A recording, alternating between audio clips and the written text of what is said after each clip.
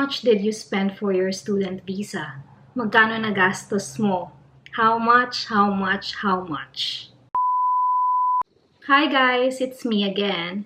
If this is your first time here, hello, I'm Luz. I'm an international student here in Canada. In this video, I will share with you the most frequent question that I always receive, like literally every day. How much did I spend for my student visa? I try to avoid this topic as much as I can because I don't want people to get discouraged when they see the figures. But then I realized there's no point in avoiding this topic because this is the most important factor if you want to study here in Canada, your financial capability. But watch until the end of this video. I have a message that might motivate you or bring back hope. So before we start, please make sure you subscribe to this channel and click on the notification bell for more updates.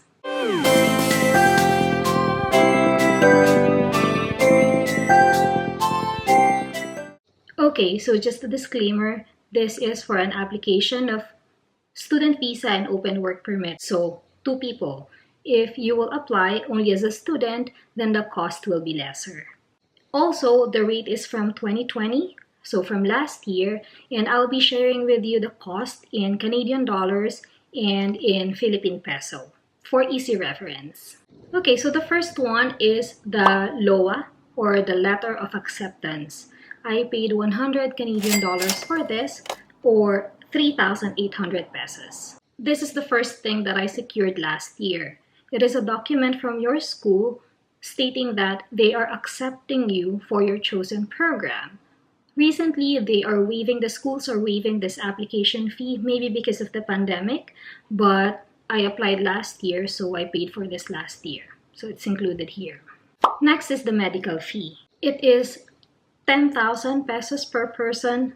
That's the rate for last year. So times 2, it will be 20,000 pesos for our medical or 526 Canadian dollars. It is mandatory for everyone to have their medical exam before they come here to Canada.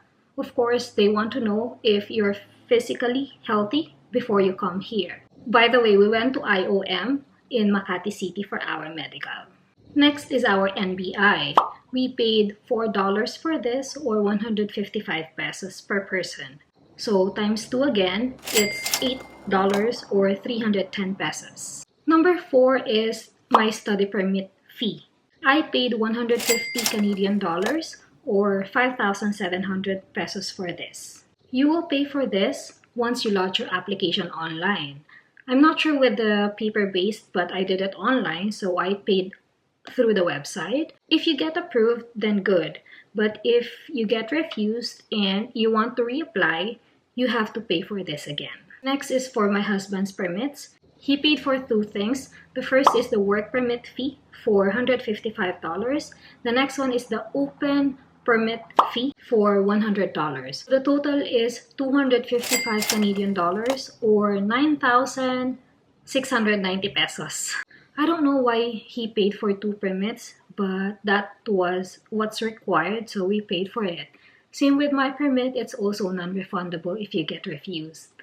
Next is our biometrics. Biometrics is $85 per person, so times 2, it's 170 Canadian dollars or 6,470 pesos. We paid for this the same time that we lodged for our application, so the same with our permit fees.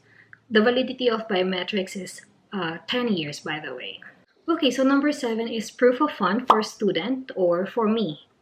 According to IRCC, the student must have at least 10,000 Canadian dollars for his or her living expenses. I went a little over, so my proof of fund was 10,526 or 400,000 pesos. Guys, this is not to show money. This is your proof of fund. You need to have this once you arrive here. As I mentioned in my previous video, it's expensive to live here, so you need that money once you arrive here. Next is the proof of fund of my husband, Oji. According to IRCC again, for every family member that you have, they need to provide 4,000 Canadian dollars. They have to show that they have that amount of money in their bank account. So for my husband, He went a little over as well. So he showed 5,263 Canadian dollars or 200,000 pesos. Same with me, he also have that money when he arrived here. Number 9 is the tuition fee. This is the most expensive that we paid for. My tuition fee for only 1 year is 16,000 Canadian dollars or 608,000 pesos. I know, you must be like, oh, so expensive. Yes, it is. As mentioned before in my other videos, this is the fastest way for you to be here, but this is also the most expensive way. I think it differs per school, but I noticed that on average, when I researched last year, that's the average, around 15,000 to 17,000 per year. If you're going to a different province, maybe it will be lesser, but as far as I know, when I researched for it, that's the average, around 15 to 16,000 per year. Lastly is for our flight. We flew via Philippine Airlines. It's a direct flight from the Philippines going to Vancouver. We paid $815 per person, so times 2, it's 1,630 Canadian dollars or 61,940 pesos for both of us. This is our first time flying here, so I'm not sure if that rate is cheaper than the usual because we flew in the middle of the pandemic. But yeah, that's what we paid for last year. We flew in December in 2020. So here's the breakdown in Canadian dollars.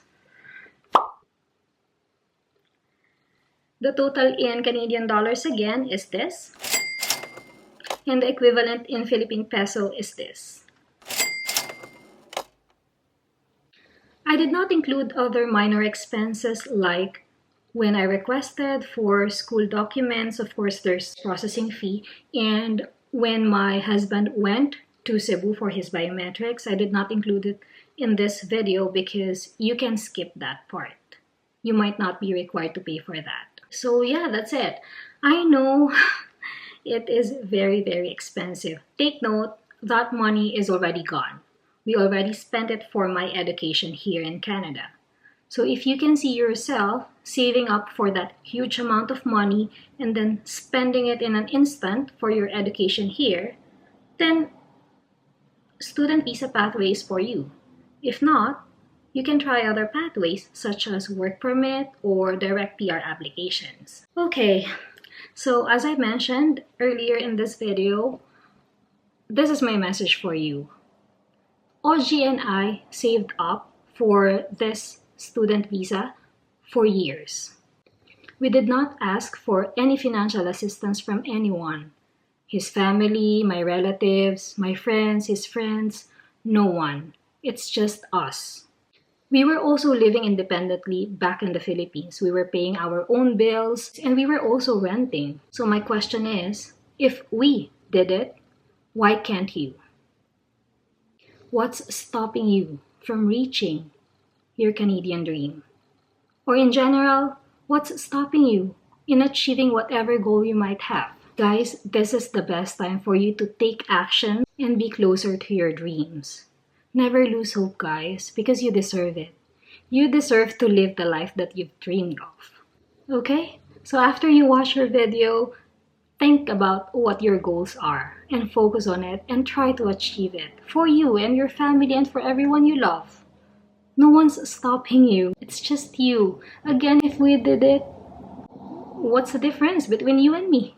If you want me to share how we saved up more than 1 million pesos for this, then let me know in the comments section and I'll share it with you.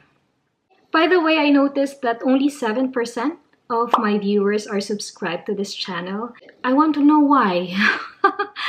Why are you not subscribing? You know what? Sometimes I get demotivated in making another video because I feel like there's only a few people who believes in what I'm saying, and it also takes a lot of time and effort in creating a video. So I would really appreciate it if you will consider subscribing to this channel. So thank you very much guys for watching. If you like this video, please give this a thumbs up, click on the notification bell, and of course subscribe to this channel to be updated on my next videos. Bye!